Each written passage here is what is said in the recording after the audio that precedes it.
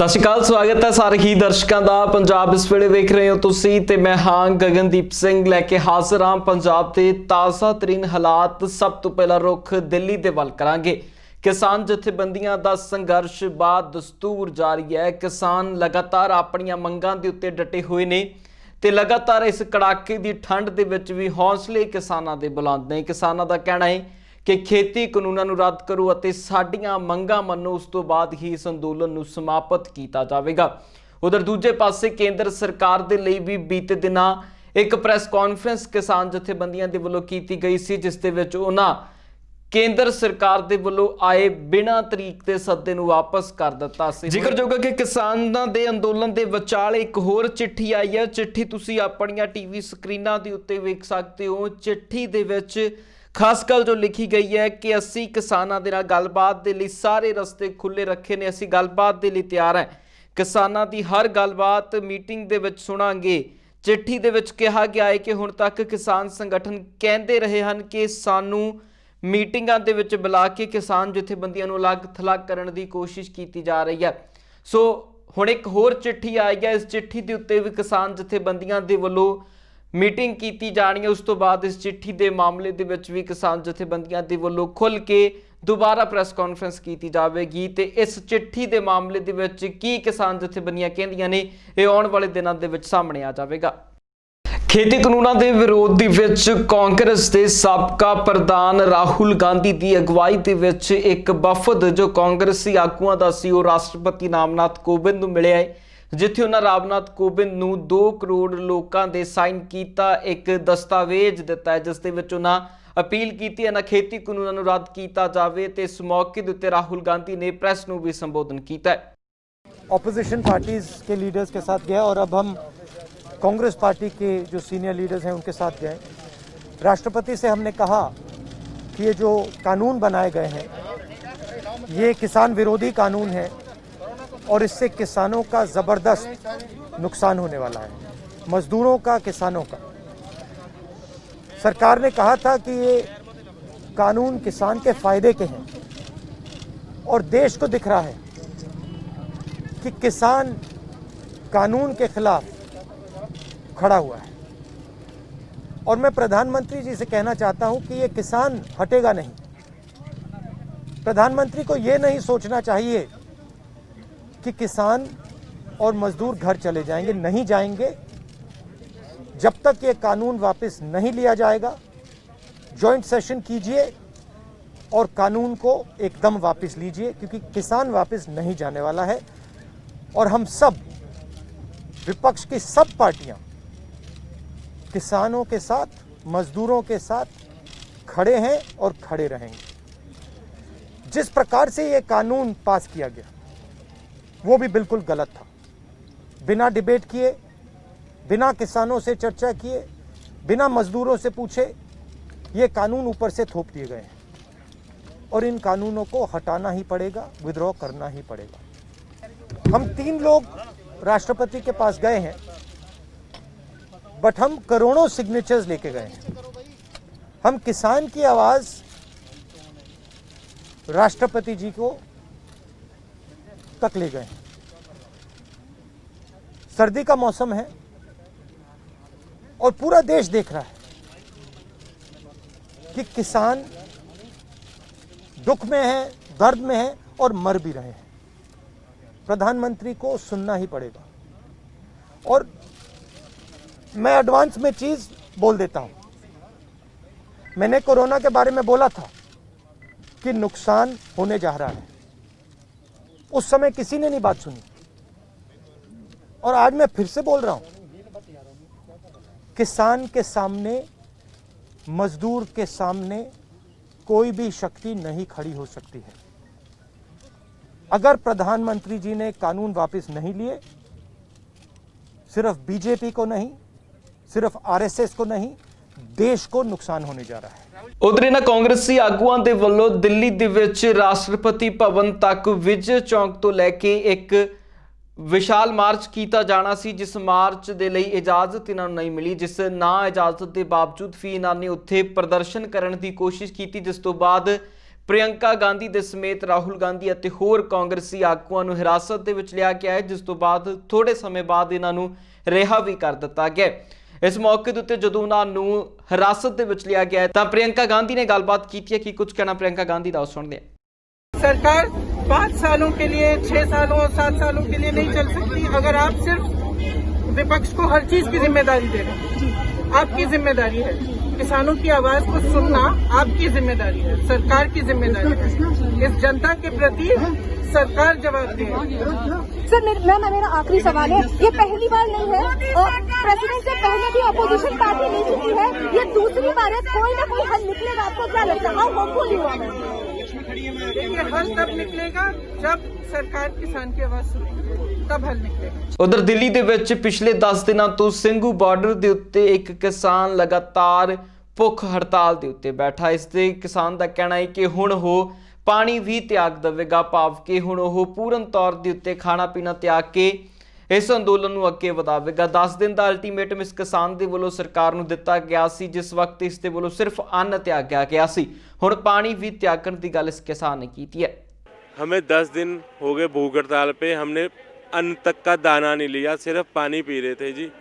और आज 23 तारीख से हम वो पानी भी छोड़ रहे हैं, हम मरण व्रत पे हो रहे हैं, जब अनशन पे हो रहे हैं। जब तक ये मांगे हमारी पूरी नहीं होंगी, ये काले कानून वाला बिल जो 5 बिल तीनों बिल दोनों ऑर्डिनेशन ये वापस नहीं लेती, ये अन्नी बोली सरकार मोदी की, तब तक हम यहाँ से कुछ भी ग्रहण नहीं करेंगे और उठेंगे भी नहीं। हमारे भोले किसान भाई जत्थे जो हमारी कमेटी हैं जी, वो तो आगे भी गई हैं 5 बार।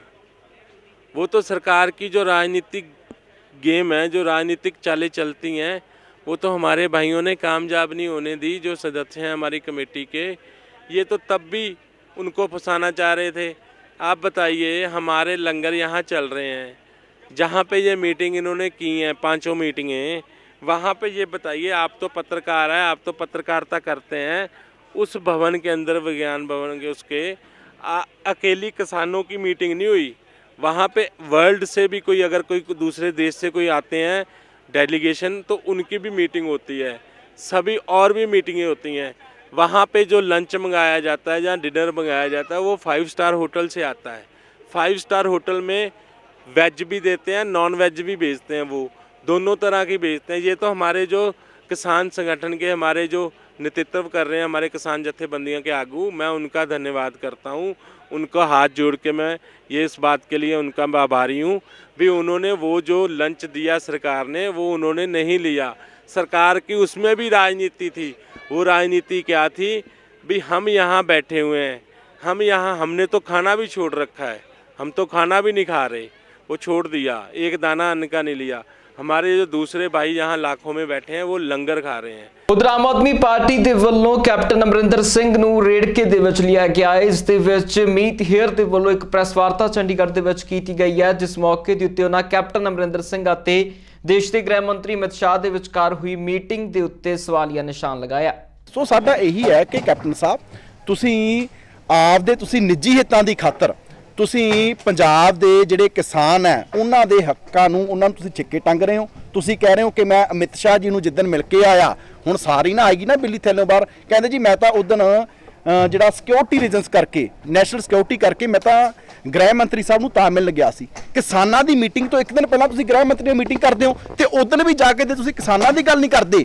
ਇਹਦੇ ਤੋਂ ਗੱਲ ਸਾਫ਼ ਹੈ ਕਿ ਤੁਸੀਂ ਉਦਣ ਵੀ ਭਾਜਪਾ ਦੀ ਬਾਹਰ ਆ ਕੇ ਬੋਲੀ ਜੋ ਭਾਜਪਾ ਦੇ ਲੀਡਰ ਬੋਲਦੇ ਆ ਕਿ ਜੀ ਉੱਥੇ ਤਾਂ ਸਿਕਿਉਰਿਟੀ ਨੂੰ ਖਤਰਾ ਦੇਸ਼ ਦੀ ਨੂੰ, ਉੱਥੇ ਅੱਤਵਾਦੀ ਬੈਠੇ ਆ, ਉੱਥੇ ਨਕਸਲਾਈਟ ਬੈਠੇ ਆ, ਉੱਥੇ ਖਾਲਿਸਤਾਨੀ ਬੈਠੇ ਆ।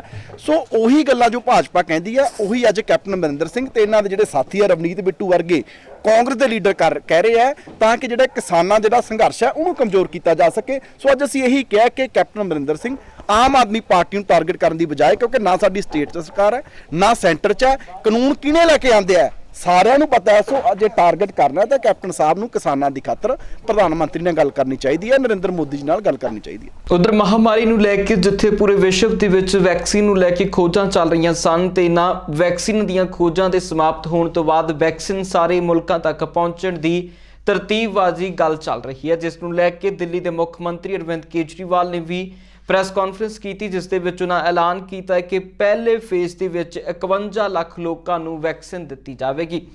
ਦੱਸਦੀ ਕਿ ਮੁੱਖ ਮੰਤਰੀ ਨੇ ਕਿਹਾ ਹੈ ਕਿ ਅਸੀਂ ਫਰੰਟ ਲਾਈਨ ਵਰਕਰਾਂ ਅਤੇ ਹੈਲਥ ਕੇਅਰ ਵਰਕਰਾਂ ਸਣੇ 51 ਲੱਖ ਲੋਕਾਂ ਦੀ ਲਿਸਟ ਤਿਆਰ ਕੀਤੀ ਹੈ ਜਿਨ੍ਹਾਂ ਨੂੰ ਪਹਿਲੇ ਫੇਜ਼ ਦੇ ਵਿੱਚ ਕਰੋਨਾ ਵੈਕਸੀਨ ਦਿੱਤੀ ਜਾਵੇਗੀ। ਉਹਨਾਂ ਨੇ ਕਿਹਾ ਹੈ ਕਿ ਸਰਕਾਰ ਨੇ ਵੈਕਸੀਨ ਨੂੰ ਰਿਸੀਵ ਕਰਨ, ਸਟੋਰ ਕਰਨ ਅਤੇ ਪ੍ਰਾਇਓਰਿਟੀ ਕੈਟਾਗਰੀ ਦੇ ਲੋਕਾਂ ਦੇ ਵੈਕਸੀਨ ਦੇ ਲਈ ਪੂਰੀ ਤਿਆਰੀ ਕਰ ਲਈ ਹੈ। ਉਹਨਾਂ ਕਿਹਾ ਕਿ ਦਿੱਲੀ ਵਿੱਚ ਪਹਿਲੇ ਫੇਜ਼ ਦੇ ਵੈਕਸੀਨ ਦੇ ਲਈ 1 ਕਰੋੜ 2 ਲੱਖ ਵੈਕਸੀਨ ਦੀ ਲੋੜ ਹੋਵੇਗੀ ਕਿਉਂਕਿ ਵੈਕਸੀਨ ਦੇ 2 ਡੋਜ਼ ਹੋਣਗੇ। ਸਾਡੇ ਕੋਲ ਫਿਲਹਾਲ 74 ਲੱਖ ਡੋਜ਼ ਸਟੋਰ ਕਰਨ ਦੀ ਇੰਤਜ਼ਾਮ ਪ੍ਰੋਪਰ ਹੋ ਚੁੱਕੇ ਨੇ, ਜਿਸ ਨੂੰ ਅਸੀਂ ਇੱਕ ਹਫ਼ਤੇ ਦੇ ਵਿੱਚ ਵਧਾ ਕੇ 1.15 ਕਰੋੜ तक कर लवांगे। होर की कुछ कहना अरविंद केजरीवाल का सुनते हैं। पिछले कुछ दिनों में दिल्ली में कोरोना की स्थिति में काफ़ी सुधार हुआ है। संक्रमण दर 1% से भी कम हो गई है। डेली जो मौत होती थी उसमें काफ़ी कमी आई है। हमें और भी कम करना है इन मौतों को।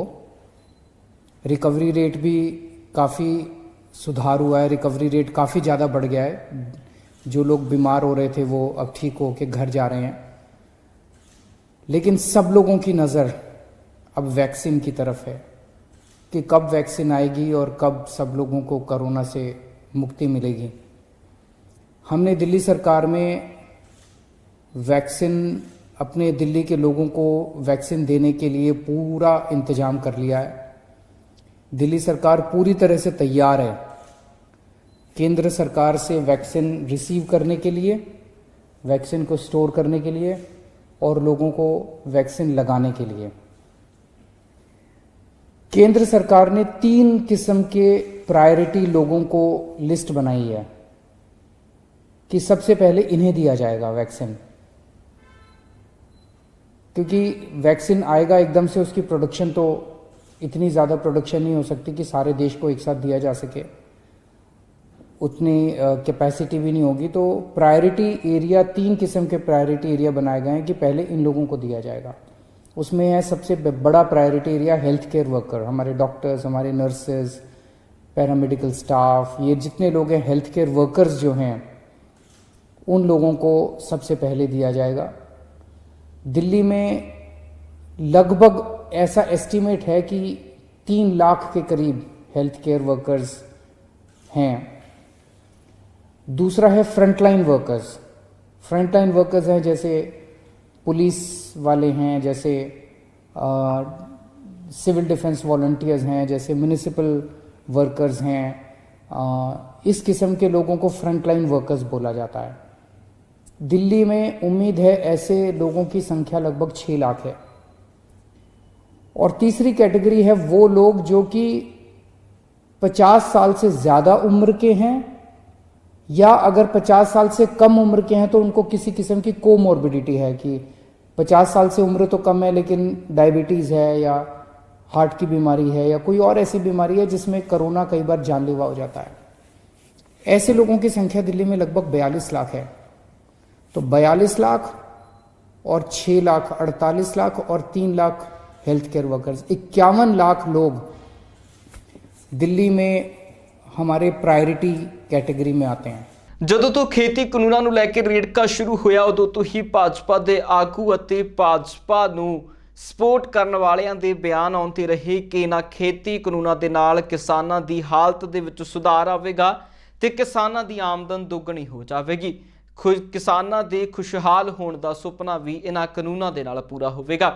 ਪਰ ਕਿਸਾਨ ਇਹਨਾਂ ਕਾਨੂੰਨਾਂ ਦੇ ਆਉਣ ਦੇ ਨਾਲ ਕਿੰਨੇ ਕੁ ਖੁਸ਼ਹਾਲ ਹੋਏ ਨੇ ਇਸ ਗੱਲ ਦਾ ਅੰਦਾਜ਼ਾ ਖਬਰਾਂ ਤੋਂ ਲੱਗ ਜਾਂਦਾ ਹੈ।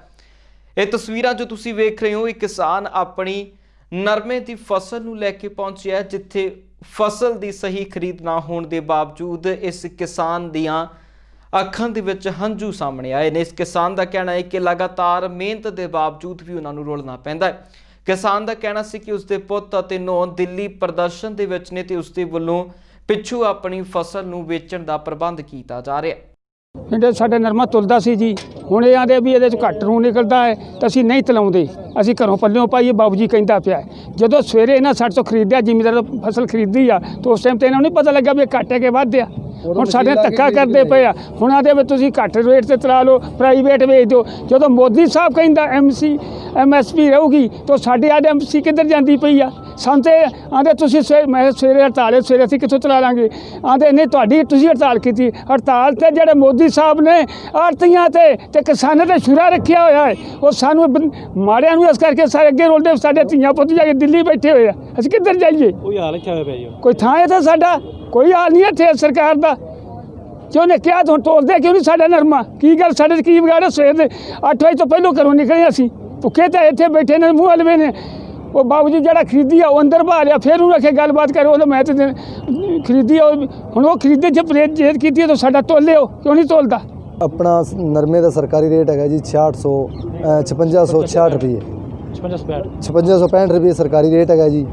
ਤੇ ਸਵੇਰ ਦੀਆਂ 30-35 ਟਰਾਲੀਆਂ ਹੈਗੀਆਂ ਸੀਗੀਆਂ, ਜਿੰਦੇ 'ਚ 10-15 ਟਰਾਲੀਆਂ ਇਹਨਾਂ ਨੇ ਤੁਲਾ ਲੀਆਂ। ਹੁਣ ਇਹ ਕਹਿੰਦੇ ਆ ਵੀ ਨਰਮੇ ਦੇ ਵਿੱਚ ਰੂਹ ਘੱਟ ਨਿਕਲਦੀ ਹੈ ਤੇ ਵੜੇਵੇਂ ਕਿਸੇ ਦੇ ਜ਼ਿਆਦਾ ਮੋਟੇ ਨੇ, ਤੇ ਜਾਂ ਤਾਂ ਇਹਨੂੰ ਰੇਟ ਘੱਟ ਕਰ ਲਓ ਜਾਂ ਇਹਨੂੰ ਪ੍ਰਾਈਵੇਟ ਵੇਚ ਲਓ ਜੇ ਤੁਲਾਣਾ ਤਾਂ, ਤੇ ਅਸੀਂ ਸਰਕਾਰੀ ਰੇਟ ਨਹੀਂ ਖਰੀਦਦੇ। ਤੇ ਸਵੇਰੇ ਇਹਨਾਂ ਦਾ ਸਰਕਾਰੀ ਬੰਦਾ ਜਿਹੜਾ ਪਰਚੇਜਰ ਆ ਉਹ ਮੰਡੀ 'ਚ ਜਾ ਕੇ ਉਹਨੇ ਹੱਥ ਮਾਰ ਕੇ ਟਰਾਲੀਆਂ ਦੇ ਵਿੱਚ ਚੈੱਕ ਕਰਕੇ ਤੇ ਇਹਨਾਂ ਨੇ ਪਰਚੀਆਂ ਕੱਟੀਆਂ, ਸਰਕਾਰੀ ਰੇਟ ਦੇ ਹਿਸਾਬ ਨਾਲ ਨਰਮਾ ਵਿਕਿਆ ਹੈ।